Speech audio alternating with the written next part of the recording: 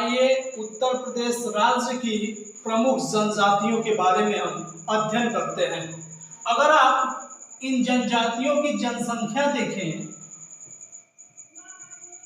2001 में, तो 2001 में जनसंख्या 1,07,963 थी, 1,07,963। और यहीं 2011 की आप जनगणना देखें तो 11,34,273। तो यहां से 2001 में 1 लाख के करीब और 2011 में 11 लाख के करीब। आप इस जनसंख्या को उत्तर प्रदेश की कुल जनसंख्या का यूपी की कुल जनसंख्या का 0.6% कह सकते हैं। तो यहां से आपके 3 क्वेश्चन बनते हैं। 2001 में जनसंख्या 1,07,963, 2011 के अनुसार 11,34,273, उत्तर प्रदेश की कुल जनसंख्या का 0.6%। अगर आप जनजातियों की बात करें तो पहले 2 ही जनजाति थी। पहला जो था 2001 में थारू था और दूसरा जो था बुक्सा। पहला थारू, दूसरा बुक्सा। इस बुक्सा को भोक्सा भी कहा जाता था, भोक्सा ये। और 2003 में 10 जनजातियां और सूचीबद्ध हो गई, तो 10 और ये 2 टोटल मिलके जनजातियां हो गई 12। तो 2001 तक 2 जनजातियां थी, थारू, बुक्सा। 2003 में 10 और इंक्लूड हो गई, तो 10 + 2 12 जनजातियां इस तरह से हो गई। और इन जनजातियों का अनुच्छेद 342 में भी उल्लेख है। अनुच्छेद 342 में उल्लेख किया गया है जनजाति के बारे में। तो ये अनुच्छेद 342 आप याद रखेंगे। इसके बाद ये सबसे अधिक जो जनजातियों की संख्या है वो कहाँ निवास करती है, तो ये है सोनभद्र। सोनभद्र जिला है। इस सोनभद्र जिले में सबसे अधिक जनजातियां रहती हैं, सबसे अधिक। और सबसे कम जो रहती हैं यह है बागपत। बागपत सबसे कम जनजाति जो है बागपत में निवास करती है। सोनभद्र में अगर पूछ दे कौन कौन सी जनजातियां, तो पठारी, अगरिया, बैगा, अगरिया, बैगा, भुइया, भुनिया, परहिया, भुनिया, परहिया, ये सोनभद्र में रहने वाली जनजातियां हैं। पठारी, अगरिया, बैगा, भुइया, भुनिया, परहिया। इसके बाद ये आपका है मिर्जापुर। तो मिर्जापुर और यह सोनभद्र, ये मिर्जापुर और ये सोनभद्र। यहां पे पंख पनिका, पंख पनिका। तो पंख और पनिका पूछे कि जनजाति कहां निवास करती है, तो ये मिर्जापुर, सोनभद्र। और चेरो एक जनजाति है, तो ये आपका है चंदौली। चौ से चेरो, च से चंदौली। चेरो और सोनभद्र, ये है आपका चंदौली और ये सोनभद्र। तो चेरो जो है उसका संबंध या उसका निवास स्थल कह सकते हैं ये चंदौली, और ये हो गया आपका सोनभद्र। तो सोनभद्र से ये हो गया इतना, सोनभद्र चंदौली से चेरो, सोनभद्र मिर्जापुर से पंख पनिका। ये है ललितपुर, और ललितपुर से सहरिया। तो सहरिया जनजाति का निवास स्थल ये ललितपुर, ललितपुर, ललितपुर। तो ये सहरिया याद रखेंगे। इसके बाद माहगीर, माहगीर। तो जो महागीर जनजाति है वो नजीबाबाद,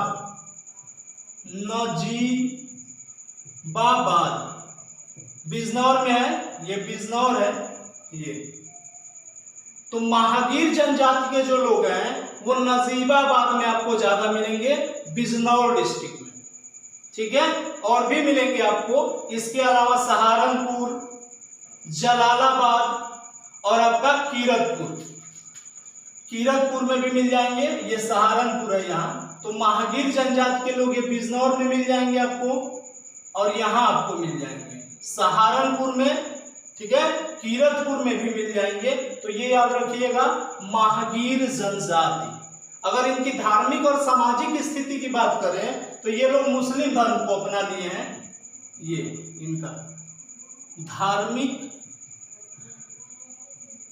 सामाजिक, ठीक है। तो धार्मिक और सामाजिक स्थिति की बात करेंगे आप, सामाजिक स्थिति, तो ये लोग इस्लाम धर्म को अपनाए हैं, इस्लाम धर्म, ठीक है। तो ये याद रखेंगे आप। देख लीजिएगा एक बार, सहरिया, ललितपुर, ये सोनभद्र और मिर्जापुर से रिलेटेड है पंख पनिका, सोनभद्र और चंदौली से रिलेटेड है चेरो, सोनभद्र से रिलेटेड है पठारी, अगरिया, बैगा, भुइया, भुनिया, परैया। और यहाँ से माहगीर सबसे ज्यादा बिजनौर डिस्ट्रिक्ट में नजीबाबाद में मिलेंगे आपको, नहीं तो यहाँ सहारनपुर है वहां मिल जाएंगे आपको, नहीं तो इसके बाद आपको कीरतपुर में मिल जाएंगे। इनकी धार्मिक और सामाजिक स्थिति के बात में बात करेंगे तो ये इस्लाम धर्म को अपना लिए हैं, ठीक है। आइए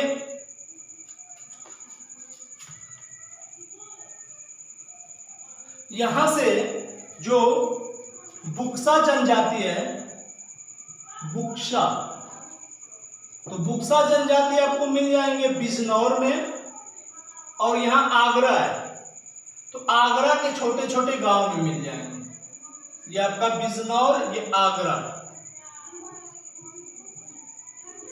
ठीक है। तो ये याद रखेंगे, बुक्सा जनजाति बिजनौर और आगरा के छोटे छोटे ग्रामीण इलाकों में रहते हैं।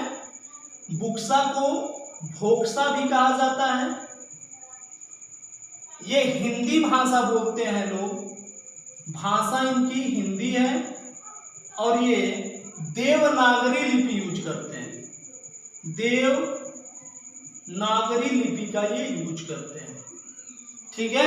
ये तो यहां से बुक्सा या भोक्सा याद रखेंगे, भाषा इनकी हिंदी है, लिपि देवनागरी है, और सबसे ज्यादा बिजनौर और आगरा के छोटे छोटे ग्रामीण क्षेत्रों में इनका निवास है, बुक्सा, ठीक है। ये पहला हमें पढ़ना था थारू जनजाति के बारे में, क्योंकि जनसंख्या के मामले में अगर आप देखेंगे तो थारू जनजाति के लोग उत्तर प्रदेश में सबसे अधिक रहते हैं। कुछ विद्वानों का मानना है कि जो थारू जनजाति के लोग हैं ये थार मरुस्थल से आकर के और यहाँ निवास करते हैं उत्तर प्रदेश में। इस थारू जनजाति के लोगों का अगर आप वंश की बात करेंगे तो ये कहा जाता है कि किरात वंश के लोग हैं, किरात वंश, जिनका संयुक्त परिवार में विश्वास है। थारू जनजाति के लोगों का भोजन की बात करेंगे तो चावल इनका मुख्य भोजन है, और चावल से मदिरा बनाते हैं, उसको बोलते हैं हम जाड़ मदिरा, जाड़ मदिरा। तो थारू विद्वानों का ये मत है कि ये थार मरुस्थल से आए हैं। भोजन इनका चावल है, चावल से ही एक मदिरा बनाते हैं, उसको कहा जाता है जाड़ मदिरा। वंश क्या है? किरात है। संयुक्त परिवार में विश्वास रखते हैं, संयुक्त परिवार में विश्वास रखते हैं, और इनका जो त्योहार है वो बजहर त्योहार मनाते हैं, बजहर। तो त्योहार अगर पूछे कि बजहर त्योहार किस जनजाति से रिलेटेड है तो थारू जनजाति, ठीक है। अब ये कहाँ कहाँ रहते हैं तो आइए देखते हैं थारू जनजाति के बारे में। यह है लखीमपुर खीरी, इसके बगल में ये बहराइच और ये श्रावस्ती। तो ये लखीमपुर खीरी का इलाका, बहराइच, श्रावस्ती। इधर आ जाइए, SSI का निशान लगाएं जहां रहते हैं, सिद्धार्थनगर, महाराजगंज। तो अगर पूछे कि थारू जनजाति के लोग कहाँ निवास करते हैं तो लखीमपुर खीरी, बहराइच, श्रावस्ती, सिद्धार्थनगर, महाराजगंज। तो ये आप बता सकते हैं। इसके बाद आइए यहां से समझते हैं हम खरवार जनजाति के बारे में। खरवार,